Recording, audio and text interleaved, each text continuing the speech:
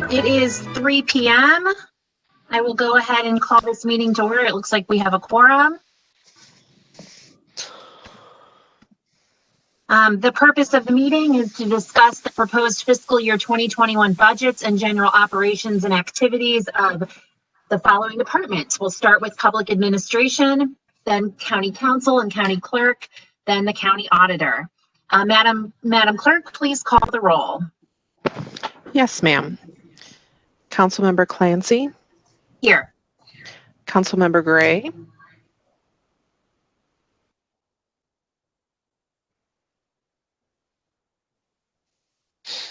Councilmember Gray.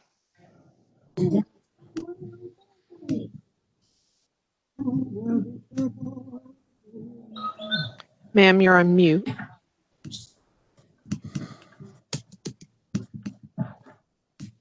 Why don't you move on, Lynn? It looks like she's not able to actually join us yet. Okay. Councilmember Days. Here. Councilmember Dunaway. Present. Councilmember Fitch. Here. Councilmember Tracus. Present. Thank you. Councilmember Harder. Present. Madam Chair, you have a quorum. Thank you. The committee takes official notice of and admits into evidence all St. Louis County ordinances and resolutions. We will start with remarks and presentation from our public administrator. Is the public administration office in attendance? Yes, right here. Tom Harris. Afternoon, sir. Good afternoon, everyone. Floor. Thank you very much. I'm Tom Harris, the St. Louis County Public Administrator. If anyone's not familiar with our office, we're over on the 5th floor of the court building, right down from the probate court, which is appropriate since all our work flows from the probate court. 95% of cases we get from probate court are guardianships, where we are appointed guardian, and if they have assets, we're appointed conservator to be in charge of persons and their assets whenever the court, after a hearing, determines that they are incapacitated and disabled and they need that kind of help. And if there's no family or friends who can act as in that role as guardian conservator, we get appointed. We have over 600 cases on our caseload. I have 8 full-time employees and a part-time employee. The cases are divided up essentially among the 4 deputies we have, really 3 deputies that we have. Our 4th deputy is also the attorney for the office. And as you can imagine, I always like to say that's like running 600 households. So anything that happens in your household is kind of what we do. We take care of people and take care of their households and their finances. And as you might imagine, most of the people we're in charge of live in nursing homes or other supervised living arrangements. So we have to find placement for them. If they need medical treatment, we give them we give consents for medical treatment. And if they have assets, of course, we have to take control of their assets, get their income, and make sure their bills are paid, et cetera, et cetera.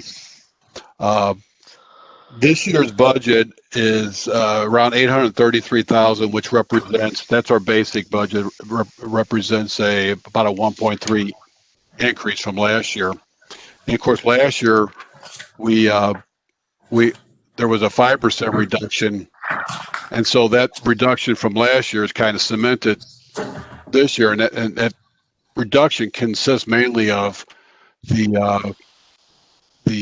budget item that allows for payment of retirement payouts when somebody retires, those that are eligible. We have 5 people in the office who are eligible for retirement. So that's a big chunk that was taken out of the budget. It's not in the budget this year, of course. So the problem there is if anybody actually retires, we cannot replace that position, of course, until we pay back what was paid out in retirement benefits. And then when you add on top of that, if you're talking about a 5% or a 10% reduction, we not only have those who might retire, but in addition, we'd have to actually let go of a person or two if the 5% or 10% reduction is enacted, which would be obviously a great hardship on this office. We are very labor intensive. Most of what we do has to do with working with people, constantly in contact with nursing homes, facilities, our wards, financial institutions, et cetera, et cetera. So it would be a great burden upon us if we didn't have the employees that we have. And that budget, the budget we have, probably only about, I don't know, 60, 70,000 is actually discretionary spending for office supplies and that kind of thing. We don't have any major projects or that we're trying to enact, because like I said, most of our work is labor intensive. It just has to do with dealing with people and taking care of people. The only one minor thing we're trying to do is upgrade our estate program, which has all our data for all of our wards. We have it's based on an old software program that seriously needs to be updated, because they tell me if it actually runs into any problems, they don't have anybody over in IT who could actually knows anything about it to try to repair it. So we're in a process of updating that, and hopefully that'll be done by we're trying to start it this year, but of course with the COVID, it kind of created a problem. So hopefully next year that will be taken care of and be resolved. Other than that, if anyone has any questions about what we do, if you want to come over for a tour, come on over. Thank you, Mr. Aris. Any questions from the council? Madam Chair, we just have one question. Are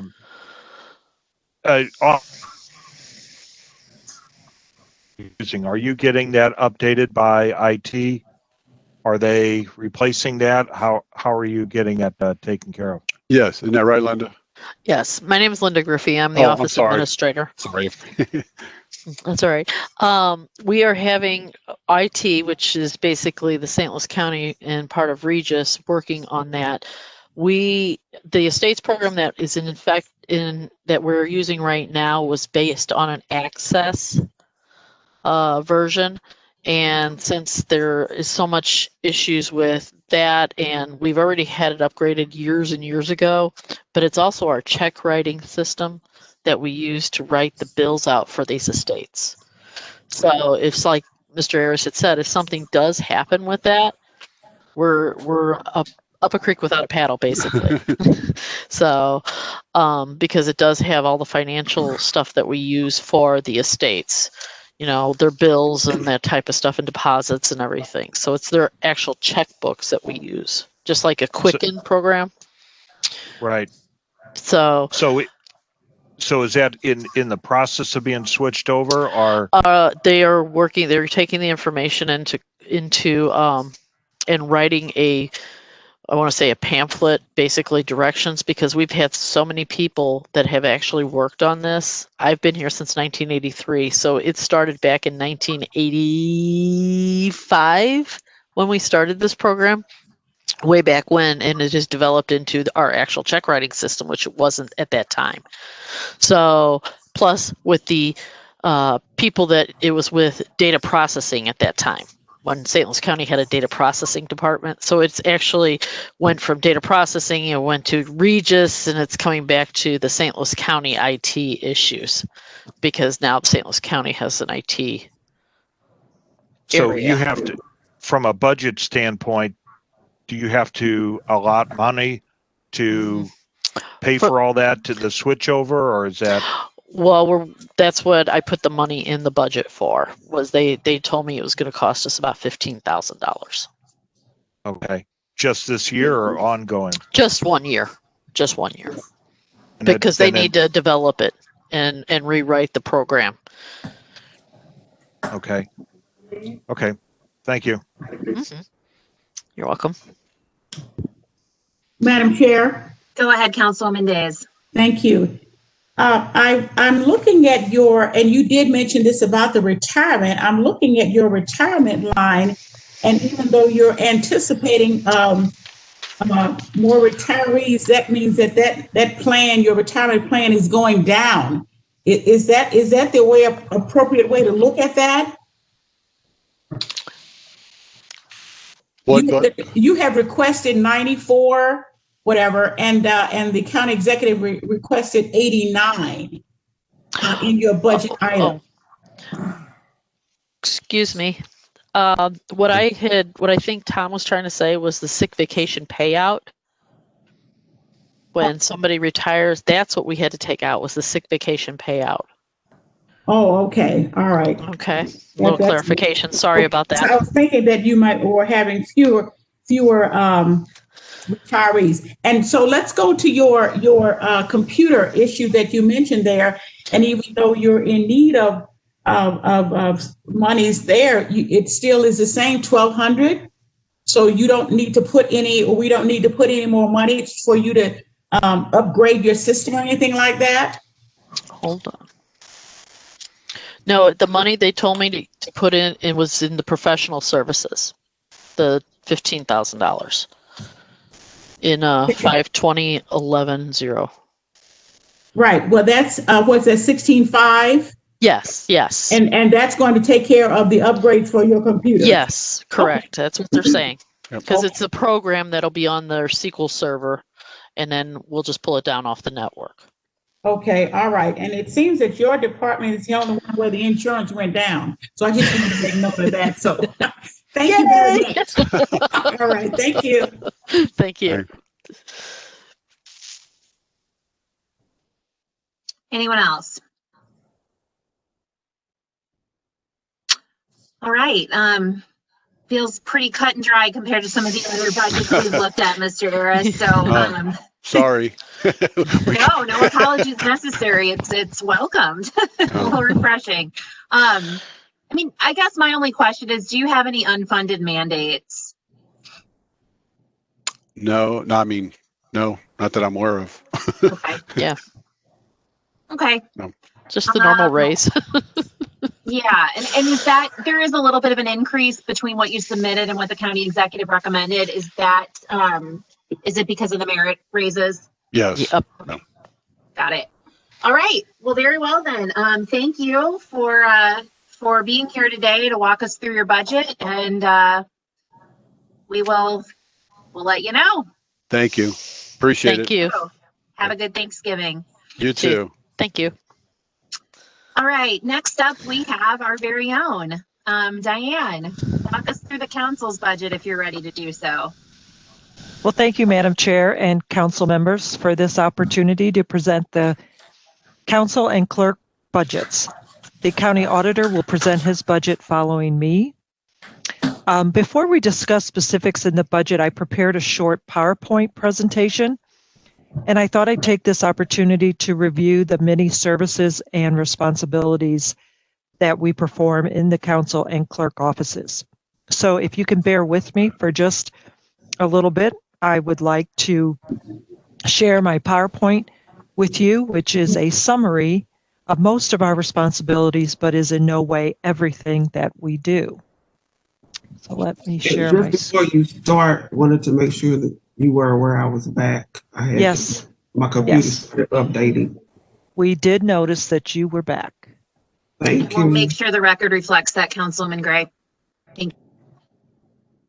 Okay, can you all see my screen? Okay.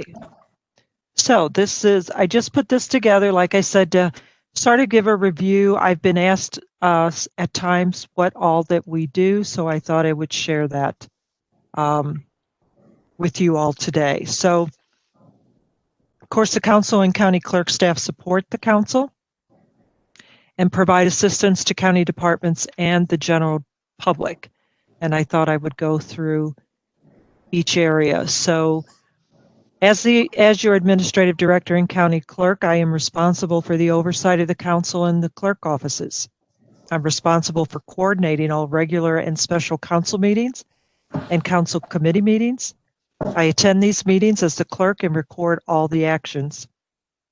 I accept most summonses on behalf of St. Louis County. I attest the signatures of the county executive and chair of the council on county contracts and documents. I have performed that duty for about 2,300 contracts so far this year. I implement new policy changes and improvements to office procedures. I am the custodian of records for the county council and clerk offices, so I'm responsible for complying with sunshine law requests. Moving on to your budget policy coordinator. He collaborates with council members and legislative assistants to develop a strategic approach to the council's annual budget review, manage, schedule, and guide budget review process for the council. Provides any relevant data on this budget or related policy to council and staff, reviews any bills that affect the county budget and coordinate with budget units accordingly. Manages, sets up, and records all WebEx meetings of the council. Works with the clerk's office on the establishment of the new agenda management software program. Moving on to the administrative assistants in the office. That would be Chris Palasek and Norma Court. They are responsible for payroll, accounts payable, coordination of requirement needs for new employees, purchase of office supplies and other equipment needs. They provide administrative assistance to council LAs. They assist with the office budget process, prepare and file official financial reporting forms for elected officials, provide backup for council receptionist and notary clerk, monitor all council and committee meetings and follow up with appropriate mailings, produce all council committee meeting notices, agendas, weekly schedule, and distribute accordingly, coordinate attendance of board and commission appointees for confirmation hearings, receive summonses, record and forward to the county councilor, set up the chamber and conference room ahead of meetings, check recording devices, monitor the council and clerk website pages, coordinate with IT regarding changes, additions, assist the administrative director with oversight of the office. Our county council office currently has 18 members, and our budget request is $1,317,055. Moving on to the county clerk's office. Our deputy county clerks I have listed. And of course, we are missing the chief deputy clerk at this time. But they produce the weekly council agenda, the add-on agenda, and transcribe weekly council journal. They attend council regular weekly meetings and assist the county clerk. Produce the weekly council orders based on agenda actions and distribute to county departments. Process finally passed bills, adopted resolutions, and prepared orders for distribution and filing. Prepare honorary resolutions as requested by the council. Prepare, administer, track, and record oaths of office for elected officials, directors, boards, and commission members, etc. They also certify documents as requested by the county councilor's office, departments, and the public. They accept, review, and process petitions for vacation. They research, locate, and provide file records upon request.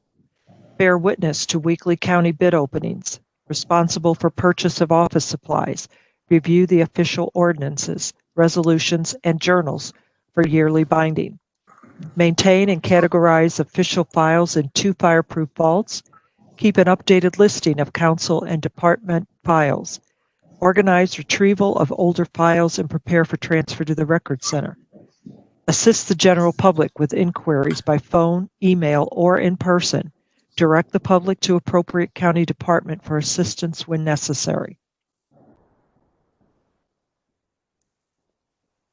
They process approximately 3,500 notary public commissions and renewals each year for the state of Missouri, following Secretary of State regulations.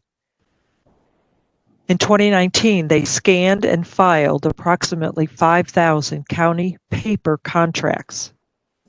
Due to COVID and the subsequent implementation of electronic processing of county contracts, we will soon begin electronic uploading of those county contracts, thereby eliminating paper copies and filings. They accept the summonses in the absence of the county clerk. They record and deliver to the council secretary. They assist county employees and the public with inquiries regarding the county and clerk, that should say the council and clerk offices. Posting of council meeting notices, agendas, journals to the website in order to comply with deadline requirements of the Sunshine Law. The county clerk's office will have 6 members. It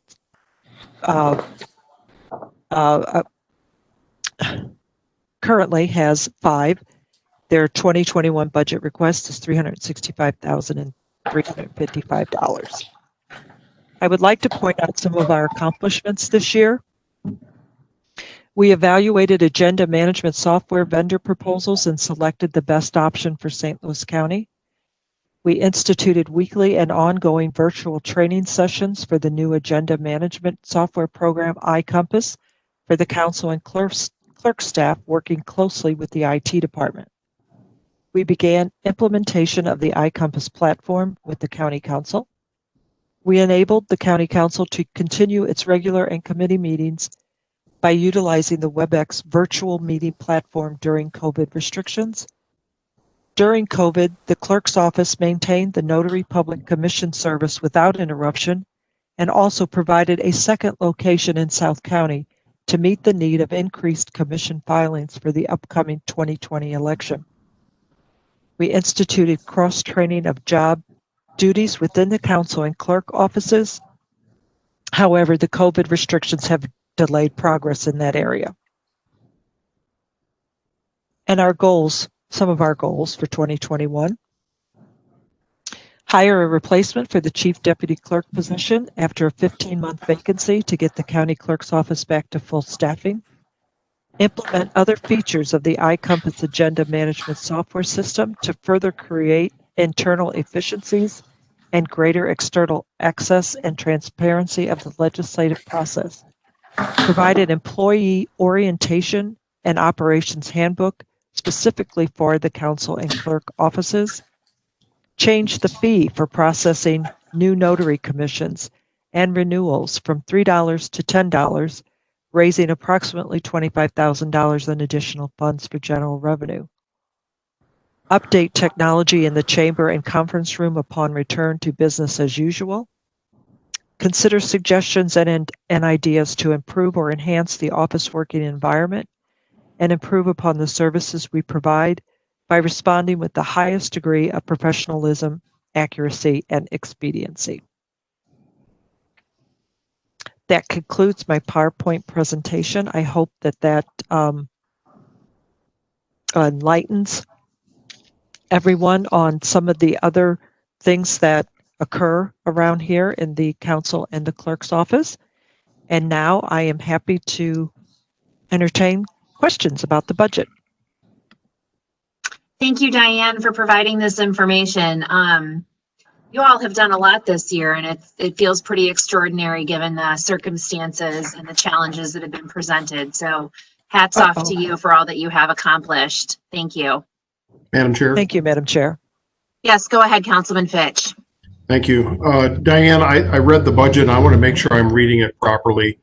Am I seeing the pay raises in for all of our employees in the county council, including the LAs? Is that built into that budget number? That is correct. Yes, sir. I just wanted to verify that. Thank you. That was Yes. the question I had. Thank you. Mm-hmm. You're welcome. Any other questions for Diane? Yes, Madam Chair. Go ahead, Councilman Days. Thank you. Diane, I want to look at your computer peripherals and the software. It seems that that was a decrease, at least in the peripherals, from what you have you requested and the county executive has approved or suggested. Mm-hmm. Can you talk about that a little bit? I'm not really sure why they reduced that, but I know that I think they reduced the computer parts and peripheral from a request of about 10,000, right, to 16 or 7,000. Yes. Right. Let me make sure. I think my computer parts and peripherals are actually. So that would be things such as headsets, docking stations, keyboards, things like that. And we currently have 4 PCs. This is what IT is telling us, that are over 5 years old. So originally, we were going to require more than the $10,000, and we reduced that because I'm pretty sure that that information might be inaccurate regarding the PCs, because the council's office all got our new computers and equipment this year for the agenda management software. So that was paid for with CARES money, or That was it? was, yes, Okay. ma'am. Yes, it Okay. was. Yes. Okay, all right. And the last thing I did want to ask you about was transferring our ordinances. I guess I'm not sure if that's allowed, but every time I look at that room, I shudder to look at what happens if the tornado came and all those ordinances were lost. Is there any possibility of you all doing that, I guess, to the cloud or in some kind of probably a more secure place rather than paper? Yeah, many of those ordinances now are electronic. Oh, okay. That's the word, electronic. Thank you. Yes, but there are quite a number that are not. And Okay. one of my goals has been to try and scan those and get those electronic, but it just takes manpower and we haven't been able to do that yet. But And no, so- that is on my radar, Councilwoman. Okay, do you have any place in your budget where I'm not sure where that would fit under here, but I didn't see anything where it looked like it would fit under this budget for next year. And maybe just doing a little at a time, might accomplish that, but that was just a thought of mine. So I do appreciate that, and thank you so much. I think that's a great thought. Thank you. I do also want to thank you and your staff for being flexible in dealing with this, all that we're doing, and we're 7 places, 7 people doing different things. And I do want to appreciate you for your flexibility and your calm demeanor. Thank you. I appreciate that. Thank you, man. Thank you. Anyone else?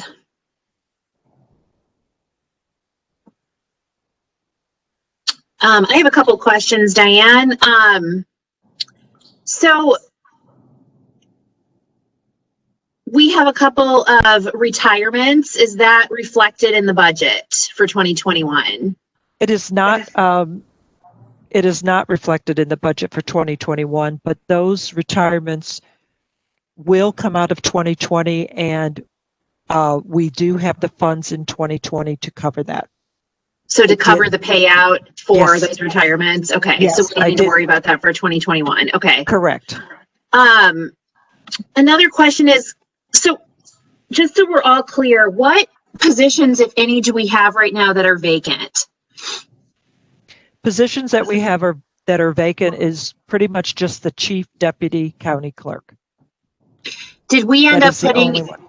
okay, did we not end up putting an IT business manager into the budget for 2021? We did going forward for 2021. There is an IT business manager slot in there. Can you, That- okay, Go ahead. go ahead, sorry. That was recommended by the IT department because of our dependence more on the electronic system, the agenda management software.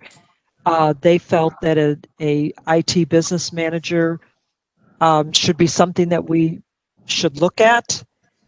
So we did budget for that. But that is something that has not been totally discussed with the council, but it is there if they would want to consider that or Okay. something else. Okay, so if we adopt the budget as is, then it will have another position in there, a new position for which it would be vacant starting on 1/1 because we need to hire for that position. Anything else you want to say about the IT business manager position to help the rest of the council understand what it is? I mean, I know that in Chris Howard's role, he's assumed some of the technical aspects of the council, even though that's not necessarily part of the budget policy coordinator job description, but it's my understanding the IT business manager would be doing more of the WebEx logistics moving forward. And believe perhaps other so. things that would be good to hear you elaborate on to your understanding. Yes, I think they would troubleshoot. They would troubleshoot with any issues that we would be having, we'd have somebody right there that we could call upon. I think they would also be there to, and I'm looking for my description on the IT business manager. We haven't talked about that in a while, so I might be buried here.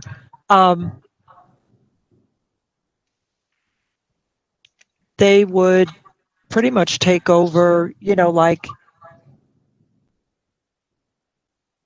when we were back in the chambers, I always had Norm who would set up everything for me before the meetings and make sure that all the equipment was working properly, recommend things if we needed to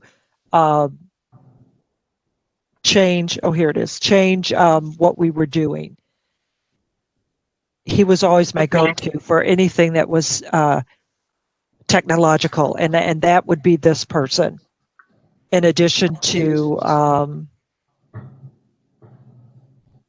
other duties.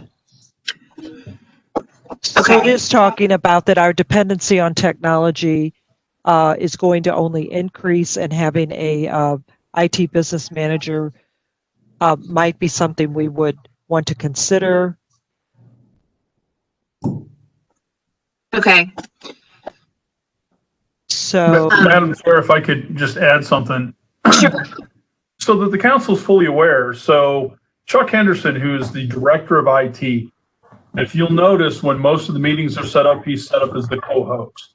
That is in case something goes wrong with my computer, he can take over. Today, when we did the new public forum, someone from the IT department was literally camped out in my office and was in the office next door to make sure that if something went wrong, that could be done. So even if I was to continue doing the WebEx going forward, it's not the best allocation of resources to have the director of IT be our first backup. Yeah, that makes sense to me. I think one of my concerns is, while I see the value of having an IT business manager for the time being, I also know that even though we can't see the end in sight necessarily, COVID's not going to last forever. So what do we do with that position? Is there enough work still to be done by that type of a position, even after the pandemic is done, 6 months to a year down the road? Who knows? Again, I don't think we see the end necessarily right now, but so just something to think about. yeah, that's a really good point that Chris makes about, our backup is IT. And so when Chris is doing what he's doing, or when we're doing things on the website, if we had our own person in-house, they would be doing all of that. And they would be our backup for anything that would go wrong. And we would have that instantaneous support rather than having to wait on IT. Got it. And then my other question, this kind of goes back to my question about vacancies, Diane, but we've got the 2 retirements. So, is your proposal for us to consider, does that include both replacing the assistants that are retiring, both of them? It includes replacing Chris Palasek. Okay. Based on a possible consideration of an IT business manager, it does not include replacing the position of Norm McCourt. He was a part-time position, for one. It's not a full-time position. Okay. It's a part-time position. So at this point in time, the budget does not include replacing him. Okay. And so the money that we are not paying for that position, you're saying could go towards this new IT business manager, or perhaps there's another opportunity that the council has identified. I think we zeroed out his pay, if I remember right. Let me look here. Yeah, we did zero out Norm's pay. Okay. On the sheet. Okay, well, that's all I have for now. Yes, Councilwoman Days. Yeah, Madam Chair, Diane, is the new IT business, is that a full-time position? Are we looking to make that full-time? That is that would be a full-time position. Oh, okay. All right. Thank you. As it is currently proposed. Okay. All right. Yeah. Thank you. You're welcome. Madam Chair, Yes, Councilman Harder. going back to that same question, if this person is full-time and we get 6 months into the year and figure out there's not enough work for that person to do, can that person be shared with another department or have them shared with IT so that we can best use that person when we need them, but we don't need them, you know, if there's nothing to do? Is that a possibility? I can't answer that as far as sharing people with other departments. I don't. And that way we could maybe split department that needs IT help as well. And then we're basically, after a while, paying part-time in two different departments. I think I would kind of really like to examine our needs for that position. So we know going into it whether it needs to be full-time or not. I don't think there's been enough examination of our needs and what we would want that person to do to decide right now whether it would be full-time or part-time. Is the But the money is iCompass there. Sure. Is the iCompass program, is there a expectation that you will need somebody to help in that program, both on the outward facing and inward facing portions of that program? I think there's always that expectation, just because that program has a lot of features that we haven't even begun to implement. And so having an IT business manager would help us to look into all of that and decide, you know, what would work best for us and what wouldn't. Okay, thank you. That would be helpful. Any other questions? One final question I have for now, Diane. We have a $25,000 automobile allowance. What is that? That is for all of the assistants. Okay, so they each get a stipend for gas. They do, yes. Oops, we lost you. Oh, sorry. There we go. So the premise that they are traveling and doing official business. Yes. Okay. That's what that is. Mm-hmm.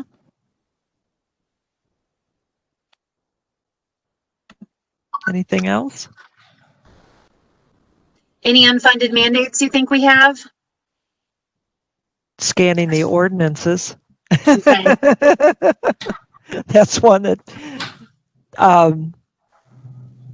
Now, is that I mean, would that be a staff time cost, or is that a cost related to equipment, or what?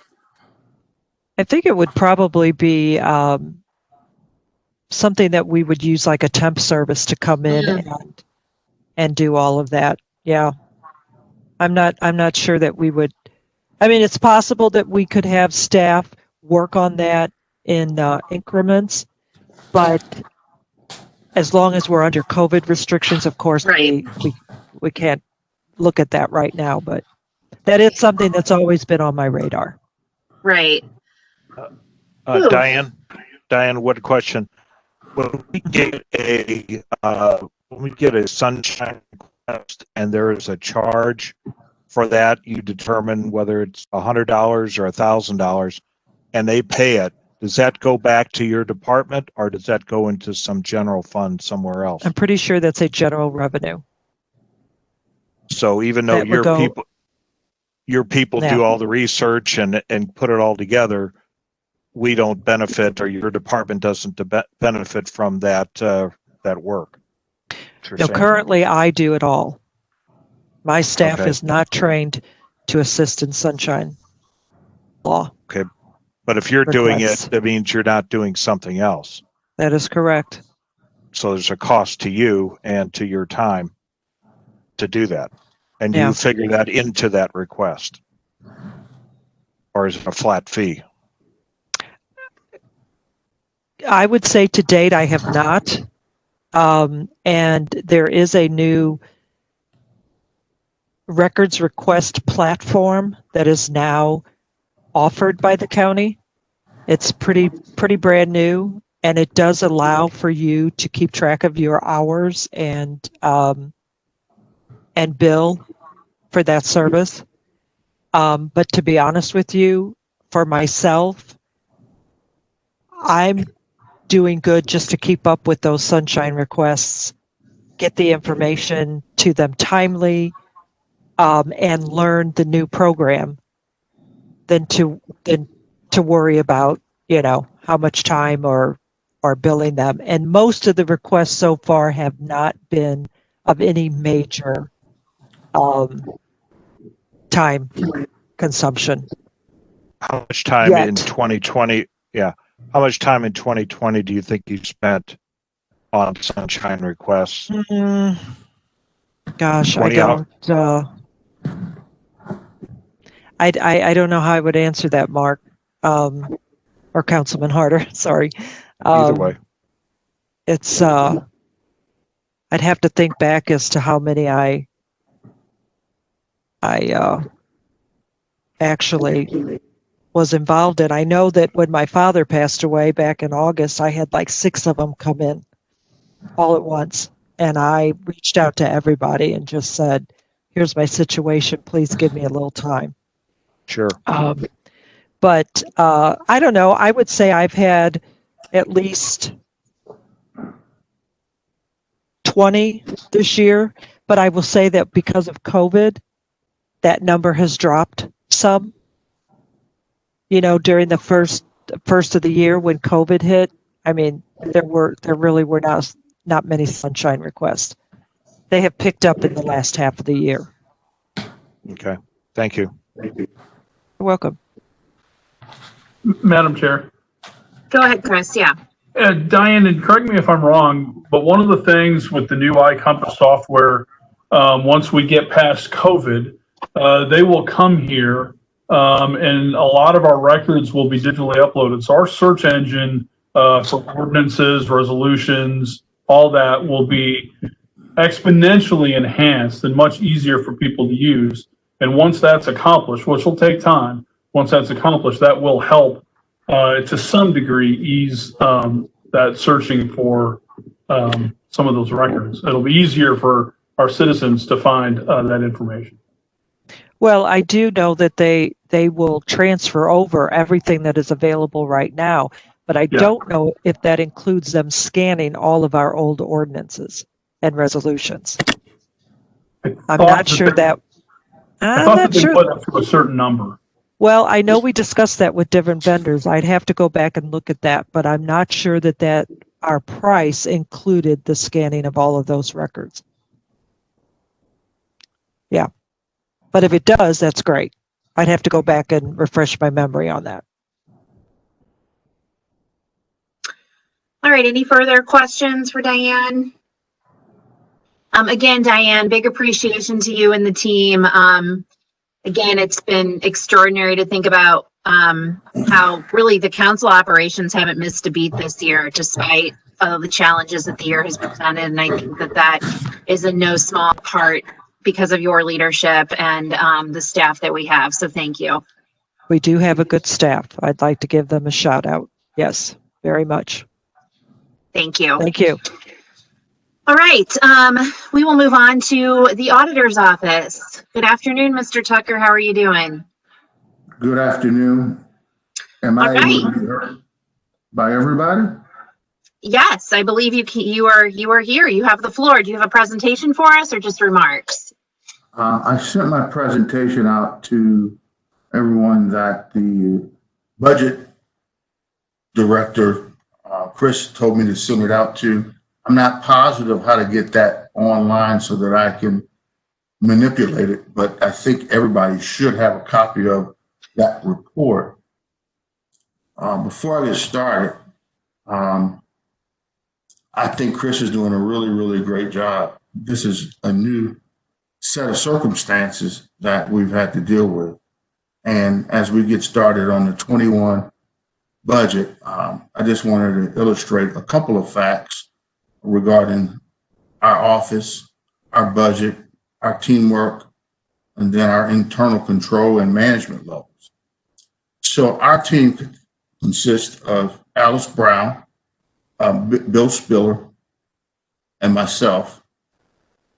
Our team's priority generally is focused to assist our county residents, our employees, businesses, and service providers, allowing us to lead and grow the county according to our direction of our county council and our region.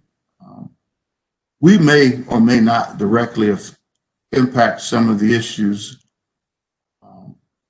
but we do our best to assist the county council, the county clerk, and its staff, our county departments, significantly our boards and commissions, and our external county entities from a contractual perspective and our contractual partners in a way that allows our authority to perform and achieve the results under the county charter, specifically under the county charter. We're very focused under what our authoritative opportunities recommend under the county charter. And we're very thankful to have this supportive role. Historically, from a budget perspective, our presentations and office priorities for review and examinations of details regarding the county's financial obligations and commitments have been based on issues and circumstances that may have been predictable. The last at least 11 months have not afforded our department to predict at any degree a course of action for execution of our duties under the circumstances that are afforded to us under the charter and the recommendations that we've been given. Our team, as best we can assess, is operating under circumstances similar to the regional and national health financial circumstances, primarily due to the issues related to the COVID pandemic. It's been difficult to figure out ways to proceed and plans that we've had over the last 2 years or so under these circumstances. For instance, we instigated a evaluation of St. Louis County parks, and all of a sudden, in the middle of that process, parks closed. So we were in the middle of an audit process, and we couldn't find anybody to finish our conversations with. It was very difficult, and it was very frustrating. But we continue to monitor that process.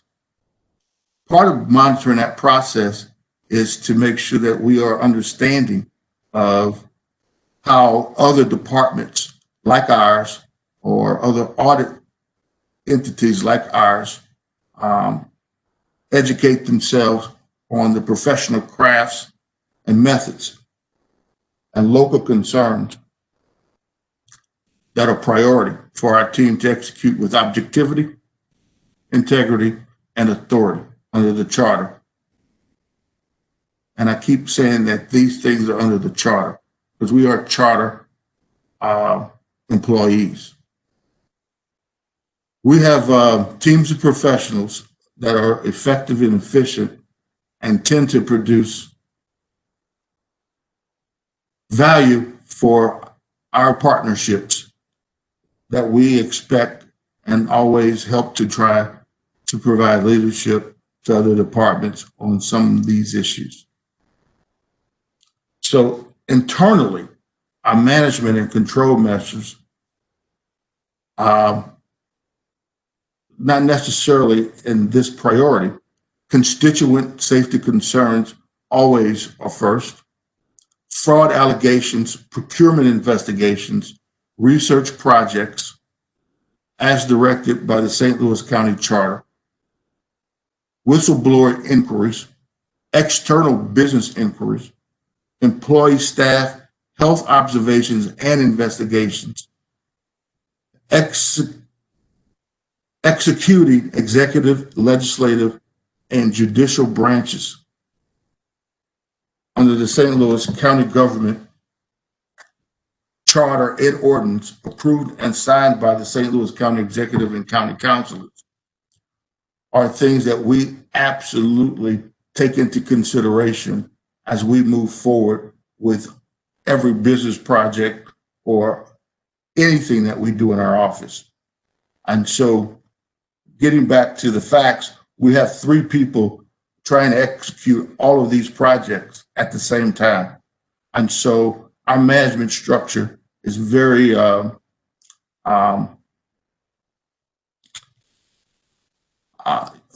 pretty much everybody in our office does about the same thing, if not everything.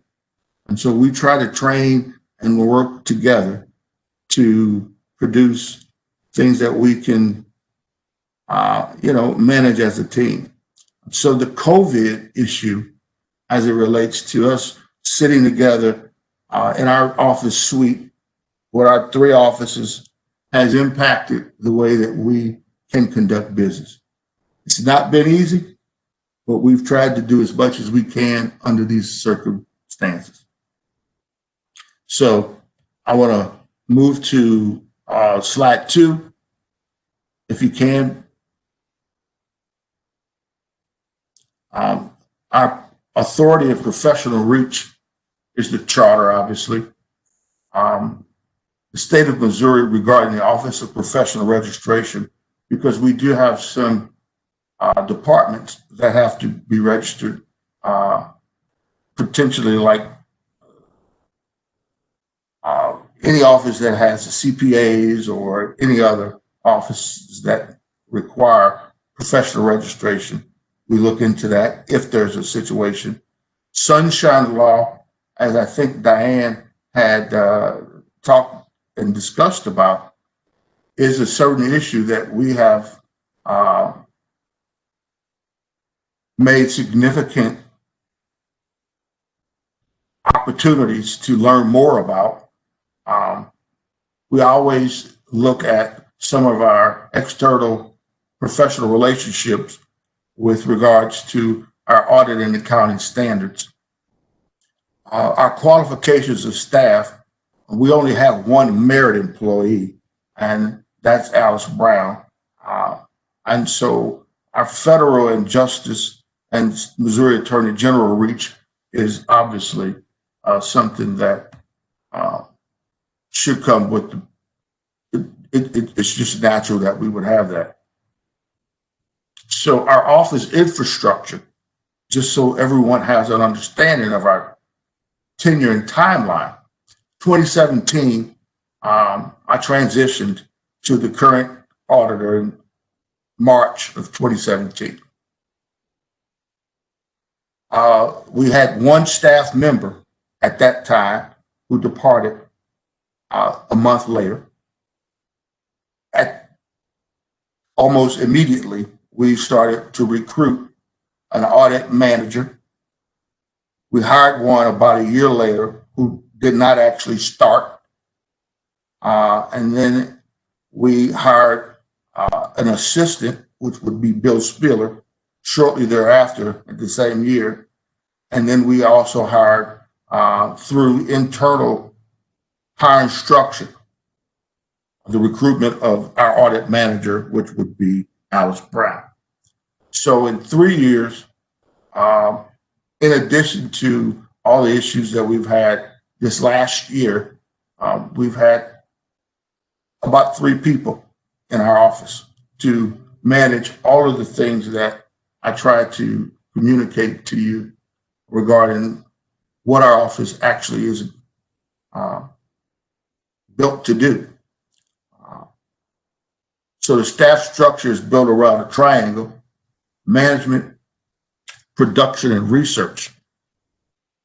We produce a quarterly report, and the report comes out in the past monthly, but I think that it's best that we do it quarterly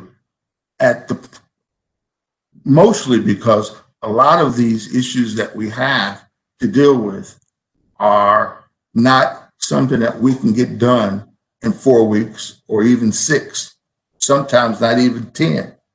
But we try to get them directly to the council members and the county clerk. All the media inquiries related to some things that come up at our council meetings are directly related or directed to the county clerk. We have some control measures that really protect the integrity of what we try to do. Ongoing investigations, it's very difficult to put that in a quarterly report. Privacy of the constituents who call or talk to us in person or send us emails or otherwise. Whistleblowers are certainly some things that we have to be very careful with. And so some of these items are in our quarterly report. And so that is the reason why we are very concerned about circulating that quarterly report. It just does not help the integrity of what we're trying to achieve as we continue our investigations from the auditor standpoint. When we are completed with a report or an audit, we're posted on the county auditor website. And again, the final audit and other reports protects the methods and tactics used by our team during investigations and other research, and enhancing our ability, to be honest with you, to complete our other job functions. Chris, can you go to the next slide? So getting down to our budget, if anybody has any questions, please interject. I guess we comprise a little less than $700,000 for our entire county budget for the auditor's office, or $600,000, I should say. $638,000. Now, we're funded for, initially when I took over, we were funded for 3 positions. It was revised, we had 6 positions. We changed it, and actually we're funded for 5 positions. We only have 3.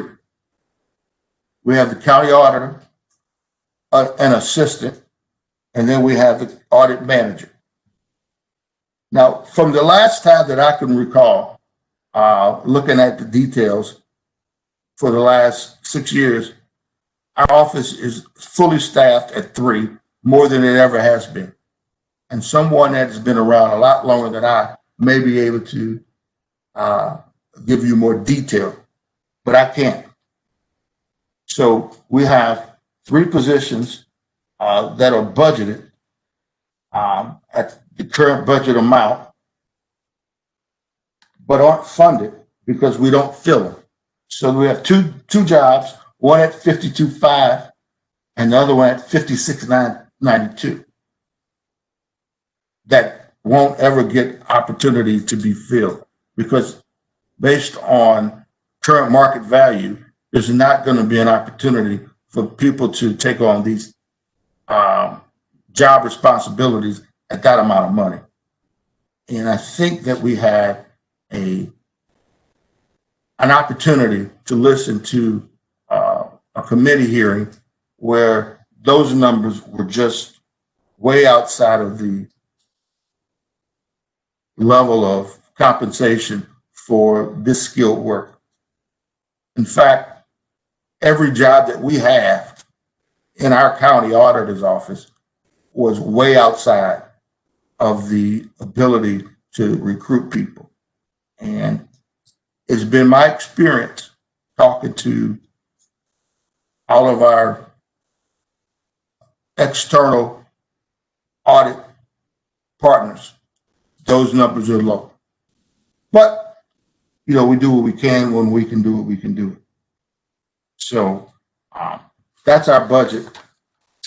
And certainly I'd like to talk to you about some of the things that we have been able to accomplish over the past year or so. And I think that we could start with slide number 8, Chris, if you can get to that, if you're there. We had a significant amount of time dedicated to an issue where the St. Louis Spirit of St. Louis Airport, we were looking for our lease issues regarding some of the things that should have been sent into the county council that weren't over the past 3 or 4 years. And we just couldn't find those lease agreements. And so we talked to Spirit of St. Louis, and I think at this point, they may be in compliance, but still monitoring. We figure that is an accomplishment because we didn't get those lease agreements at that particular time, according to the charter. We have a new policy that has been established for the St. Louis County scrap metal disposal that we did not have in the past.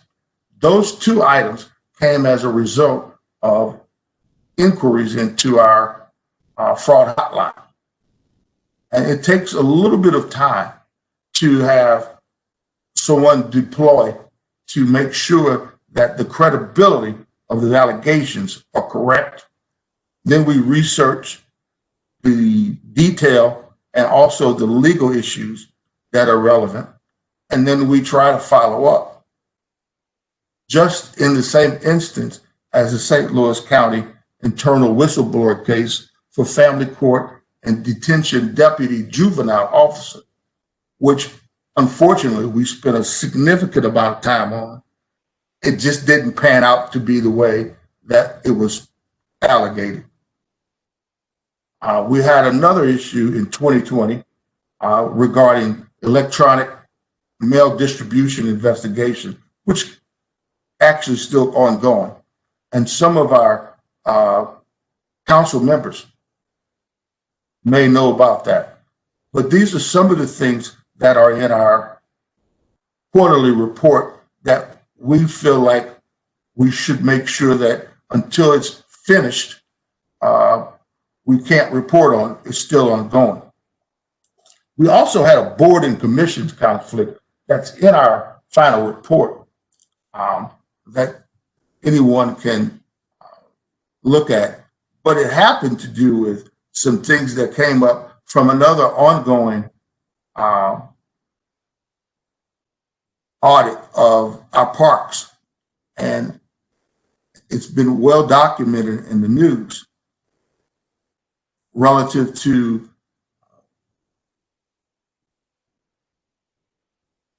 the distribution of land from one entity to another. But we have it well documented. And so we did some forensic investigation, which took a lot of time.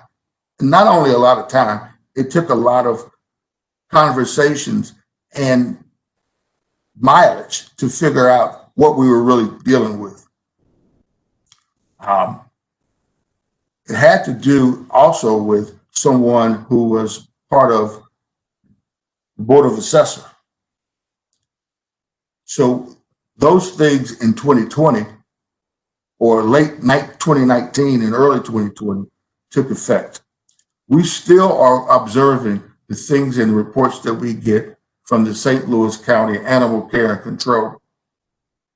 It's a countywide issue, and we actually drove to Jefferson City to investigate statewide issues that we proposed and put on our county website.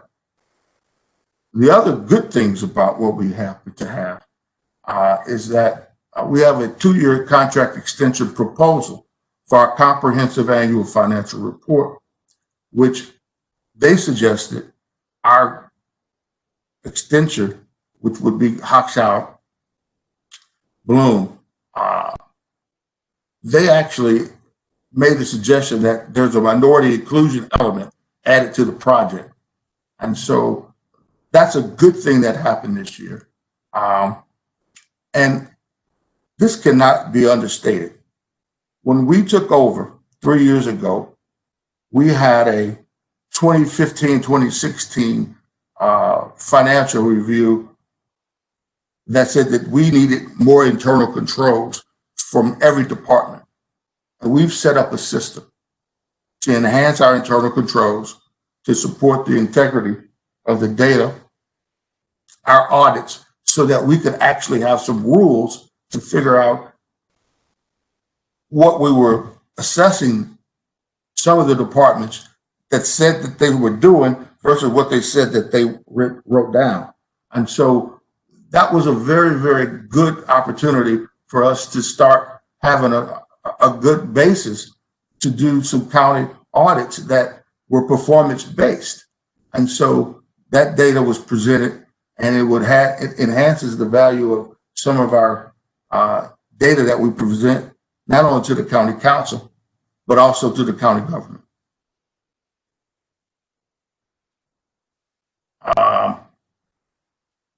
Efficiencies. That's the next slide. I think might be the last one. We've worked significantly with the chair and Mr. Gibson, Mr. Carter Gibson, to find out a way to provide us some efficiencies so that we can continue to have the external auditor who already knows our system, understand our system, and provide us some relief in terms of cost, so that next year we won't have to go through another process of learning or having a team learn our Munis system. And so it costs us a lot less this year than it would otherwise. Mr. Crowder and Mary Holgrove have been very helpful in guiding us through that. And Diane and her entire county clerk staff has worked with us to provide everything that we need to as it relates to that issue. And I can't underestimate some of the direction we got from Todd Martin on how to get this done. And so we appreciate that. And those are efficiencies that come from relationships that you have when you have a team that's been together for 2 or 3 years, like our team has. We're looking at a peer review progress with St. Louis City, St. Louis, St. Charles County, Kansas City, and also Greene County. We are in the process of restructuring, remodification of our website for our IT department, with our IT department. And it's not been easy. There's a lot of different elements that go into what is legally necessary for our audit website and what is nice to have. But we're working with them very efficiently, and hopefully that'll be up in the next few weeks. The independent auditor and consultant training are from those things that are listed. And can't thank enough for some things that we've had to work on, particularly with Council Member Tracus and Council Chair Clancy on hopefully having some consultation on some of the things that we want to move forward with. The work with fiscal management certainly deals with our comprehensive annual financial report, and Vicki Frederick and Greg Creamer and Bob Vogt, specifically Bob Vogt, has been very helpful with managing our countywide internal controls. And we are under application for the Association of Local Government Auditor Applications. And that completes what I have to say.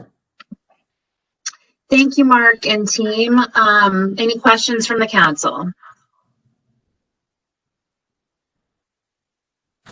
I'm not hearing any questions from the, oh, go ahead, Madam Councilman Harder. Thank you, Mr. Tucker, for doing your presentation. Since your time in the position, and most importantly, this past year, what have you uncovered from the standpoint of either cost savings or procedural issues that would save the county some money going forward? And if so, how did you communicate those issues both to the council and to others that it might affect? Well, we have also uncovered a lot of different items. Particularly, we did not have a specific policy that gave us any opportunity to investigate how much scrap metal, brass or otherwise, and when we detected that we were in the market of selling big time buildings, 121 or other buildings or other issues that happened to be in our house, there's no way that we could have otherwise put a number on how much money we would have saved or could have saved by having a policy that gave us an opportunity to measure it. And so that is a big set of circumstances that is hard to predict unless we move forward. So the opportunity that we had is already, it's in the future, because when we sell these buildings, there's going to be a significant amount of scrap metal, which perhaps some people would have known about or not known about, but now we have a policy. And who created that policy, and who approved that policy? The policy is approved by the executive. And when was that approved? We are not in the position to see that the policy has been implemented because it was just approved maybe 3 or 4 months ago. I'd have to get back with you on that detail. But it's not. But some of the things that we do can't be measured immediately. They have to be measured over time, because someone that I remember saying, you can't really evaluate or investigate something until the issue has been taken care of. How many whistleblower calls or inquiries do you get in a year's period of time? We will have that information for you in our quarterly report. Okay. We get that quarterly report on a quarterly basis. We also talk to other auditors in other jurisdictions, and it seems to be their policy is to sit down at the beginning of the year with the council and determine what the priority should be for that coming year when it comes to audits and investigations. When do you plan on doing that with our council? Well, we had a committee on audit review that we no longer have, and that was our venue. And so we would like to reinvent that or recorrect that and make sure that anything that we come up with, we go through the council. That is absolutely something that is a priority for us. Okay. Could you spearhead that and make sure that that happens somehow? Well, we spearheaded it, and that's how we got it started. And so for some reason, because of issues beyond my control, it just didn't get continued. But I think that is something that we would love to do. And it also provides us a lot of opportunity to explore some of the things that we don't know about in our observations of county council meetings, whether the council meetings of the whole or general council meetings. So it's really taxed our team, because we have to have every team member try to listen to committee of the whole or regular committee meetings all the time. We're on everything. But the committee of the audit review helped us channel all that information and say, hey, you know what, this came out this many times, and we probably need to look at this. What do you think? It's a collaboration. Okay. I'll hold that at that point. Thank you. Thank you. Any other questions? I just like to clarify something or confirm something. Alice Brown did a report for the SBR program, and I believe she provided us with a list of the businesses and things like that that were that received the grants, and I'm not sure if she included the ones that did not. I just want to confirm if that's true or not. Is there an opportunity for us to follow up with you on that? I'm sure I could get that to you immediately. Okay. Thank you. Mark, I'm curious about your vacant positions. What have there been challenges with hiring those positions? Why do we have vacant positions in your office? Well, there's a couple of reasons. The biggest reason is because we only have, in the past, we've only had space for one extra position. That extra position space was filled by a council member's person. That's one reason. Second reason is that we were not approved to hire anybody after we got the two people that we had to fight to get hired over the last 3 years, or 2 years actually.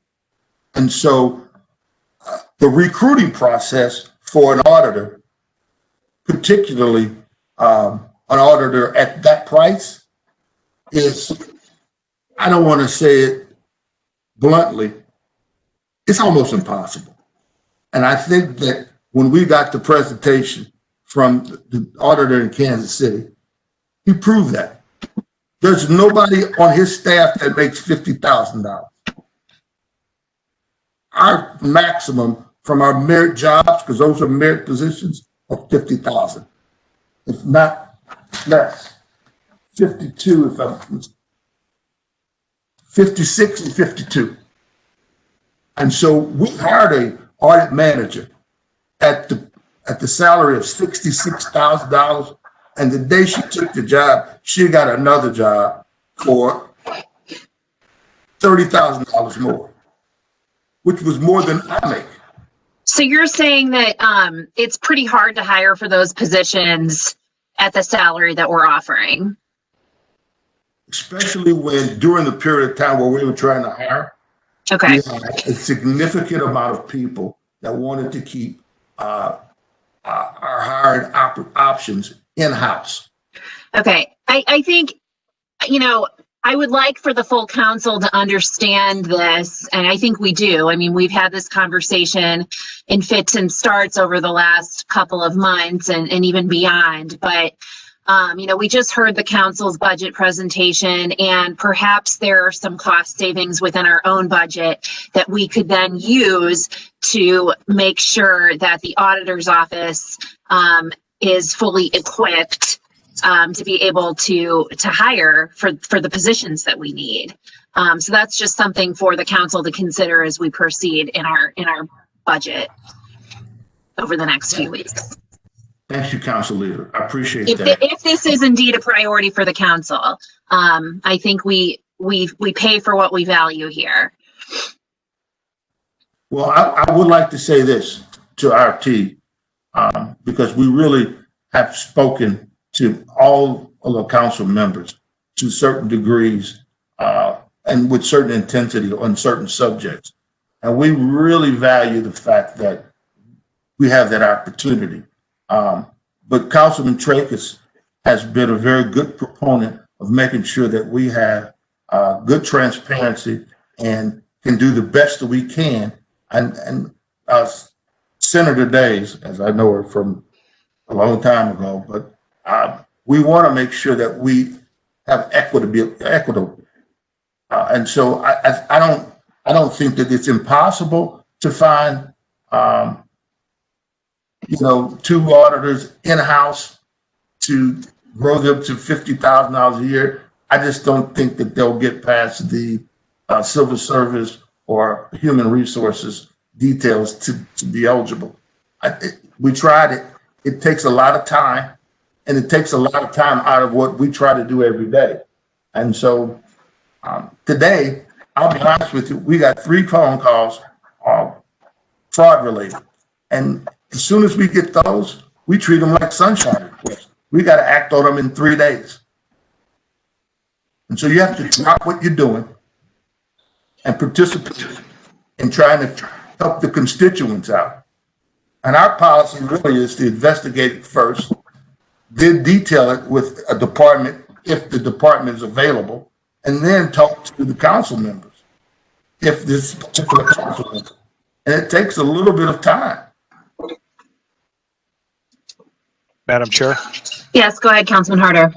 I would suggest, since it's probably outside the posting of this meeting, but I would suggest that we have a committee of the whole, maybe right after the first of the year, to discuss what should be the audit priorities going into 2021 and set those goals and decide what the priorities should be so that the right time can be focused on the right things. Madam Chair. I have noted your request, Councilman Harder. Yes, go ahead. I believe isn't Councilwoman Dunaway's committee looking into that very thing? Well, I think Councilwoman Dunaway's committee is charged with staffing of the auditor's office and reviewing staffing, whereas I think what Councilman Harder is asking for is perhaps a committee of the whole hearing for the full council to work together with the auditor's office to determine priorities for 2021 for audits. Did I get that right, Councilman Harder? Yes. No matter who's in the office, we need to set priorities. Very well, thank you. Thank you. And I would agree that would be a good conversation to have at the beginning of the year. We'll have, there'll be some changes afoot that I think would be better to make sure that we have that discussion in January in terms of a new council member, that sort of thing. So, Madam Chair, if I may. Yes, go ahead. We have a meeting scheduled for December 1st between our audit staff to discuss based on the new issues that are proposed under the new grants that are at the basis of some of the biggest budget decisions we have, how to allocate our resources. And I think that's what we're going to have on December 1st. And so after that meeting, I would invite anybody in fact, we would like to include everyone on where we think we should try to focus our efforts in terms of making sure that we reduce fraud that are consistent with the goals of the council. All right. Anyone else?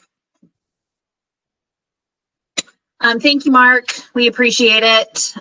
Thanks for the presentation, and we will go ahead and proceed. Diane, do we have any public comments? Madam Chair, no, there are no public comments this afternoon. All right. That brings us to the end of our agenda. Is there a motion to adjourn? So move. So moved. Second. I heard a second. All those in favor? Aye. Any opposed? Motion carries. The meeting is adjourned. Thank you, everyone. Have a safe and healthy Thanksgiving. You as well. Take care. Thank you.